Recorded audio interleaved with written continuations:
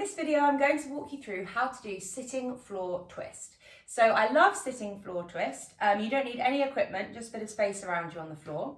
My cat is very interested in what I'm doing at the moment, so she may well be involved. I'm going to show you this to you probably from two different directions, but we're going to come to the floor, and my cat's going to move out the way because she's 100% in the way.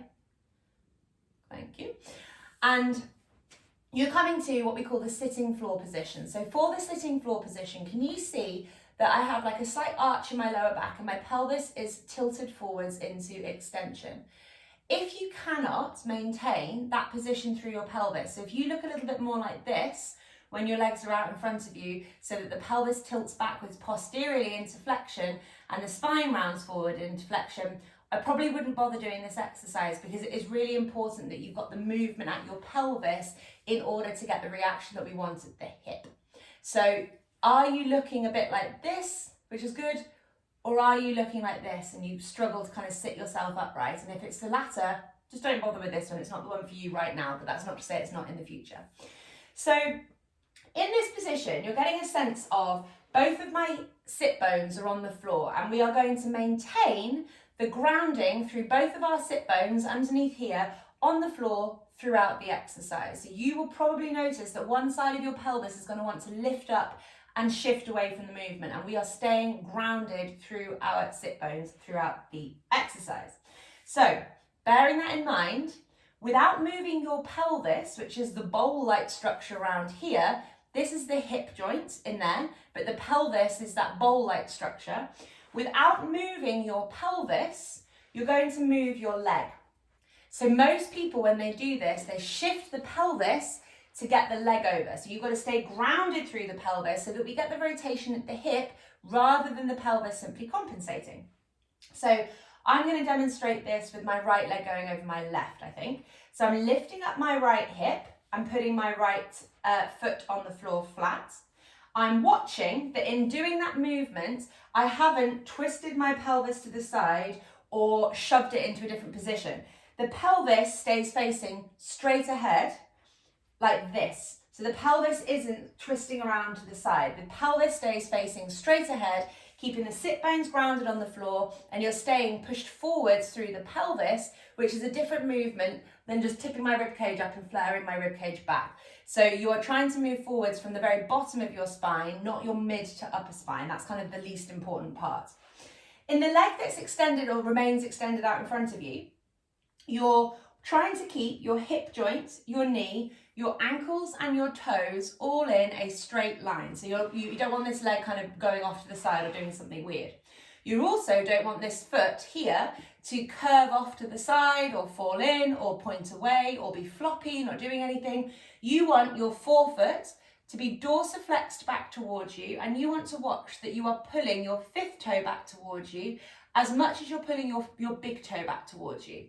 So I often see here that when people try and flex their foot, the foot tries to compensate and they pull the big toe towards them and they have this kind of curve through the ankle and the fifth toe is further away.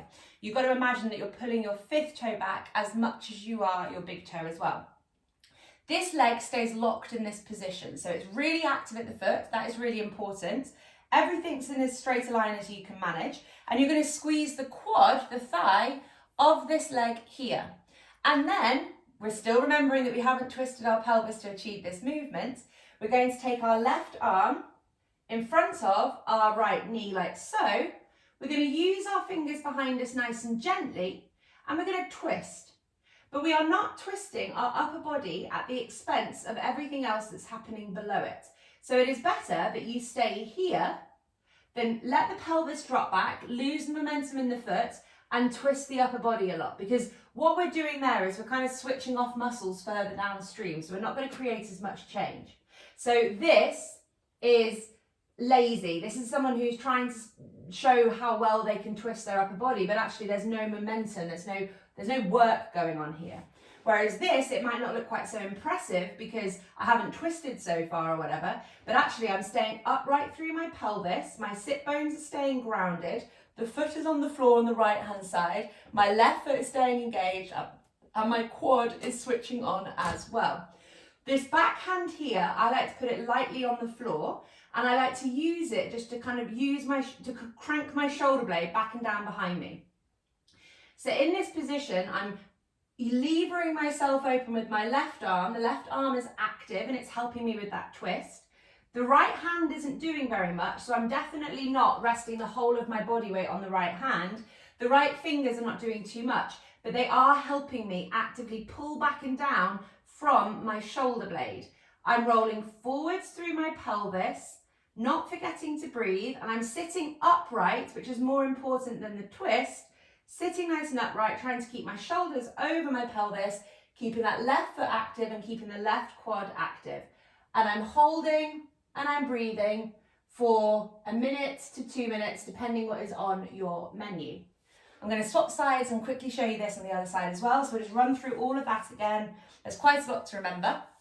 So getting that idea of that pelvic extension where you're going to feel your hips waking up, you might feel the backs of your legs stretching, versus this. And if you can't get yourself out of this position, this is probably not the exercise for you. So now what I'm going to do is focusing on keeping the sitting bones grounded on the floor, and I'm not moving them. They are staying facing straight ahead throughout the whole exercise. So my hips move, but my pelvis does not move. So I lift the left leg up, my sit bones don't move. That comes to the floor, the left leg stays grounded. I'm pulling back through the forefoot, not just the toes of my right foot. So I see lots of people who kind of call it floint.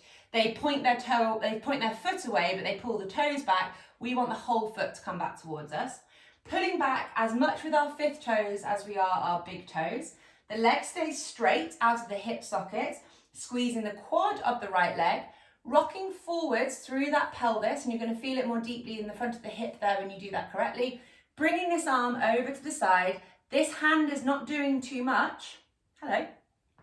And I'm going to use my right arm as leverage against that knee like so, squeezing my thoracic spine and my rib cage around like this, not tilting backwards through my pelvis. I'm not losing that momentum to try and show myself how far I can twist and completely compensate through the pelvis.